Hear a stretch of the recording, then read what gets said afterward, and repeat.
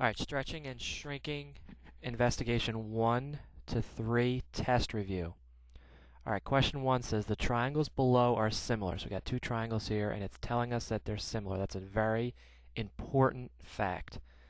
Alright, it says name all the corresponding sides.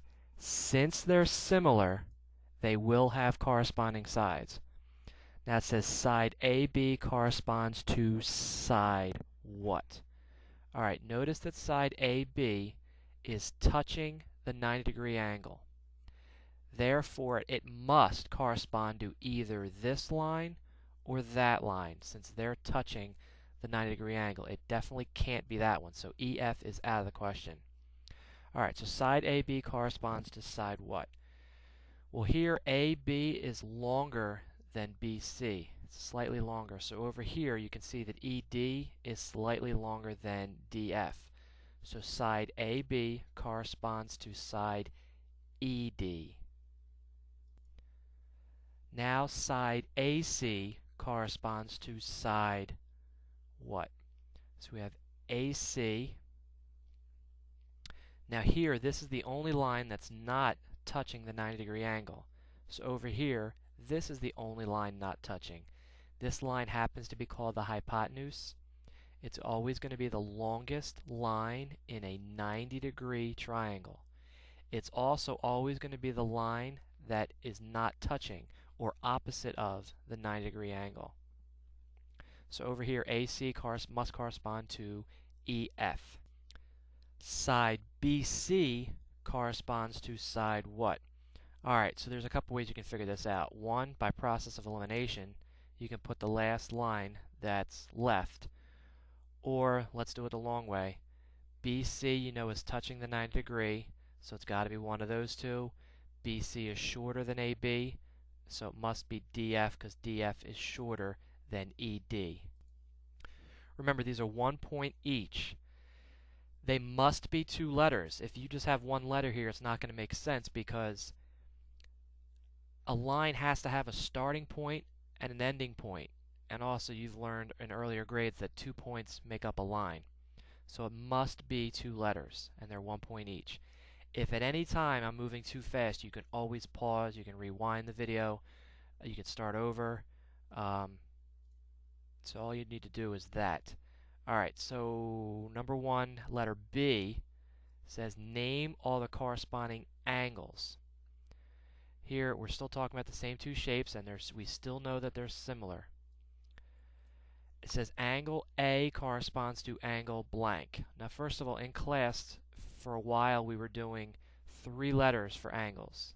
I was telling you you had to write 3 letters, and there was a reason for that.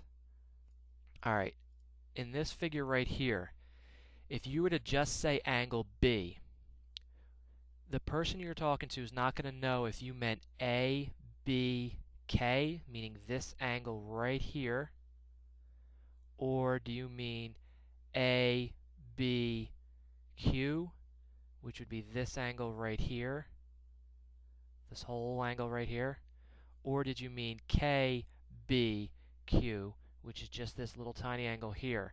When you just say the middle angle, the middle letter, you don't know what you're referring to. There's 3 different possibilities there.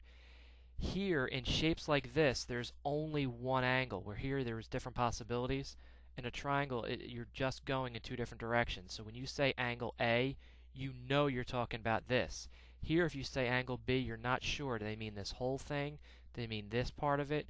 Or this part of it? Because that can be said 3 different ways, and there's 3 different angles. 1, 2, and the whole thing 3. So this is why it's okay now to say 1 letter. But if we experience a figure like this in the future, we have to go back to 3 letters. Okay, so angle A corresponds to angle what? Alright, so here's angle A. What angle over here? It's not this angle, so it's got to either be this one or that one. So which one is it going to be? If you're unsure by looking at it, you can always refer down here, and you saw that AB correspond to ED. So AB was part of the longer side and ED was part of the longer side, so you know that A corresponds to E. But this one's pretty obvious by looking at it, that A corresponds to E. Angle A corresponds to angle E. Now angle B corresponds to what angle over here? This is the most obvious one of them all. B is the 90-degree angle, and over here D is the 90-degree angle. So angle B corresponds to angle D. Alright, angle C corresponds to angle what? Well, we already have E, we already have D, so what's left? Angle F. Alright, I know that the graphic that I put up here is not here anymore when I was explaining naming an angle with one letter versus three letters. These little things, it's a good idea if you take notes while I'm doing this, anything that you don't know or you missed in class. Alright, number 2, a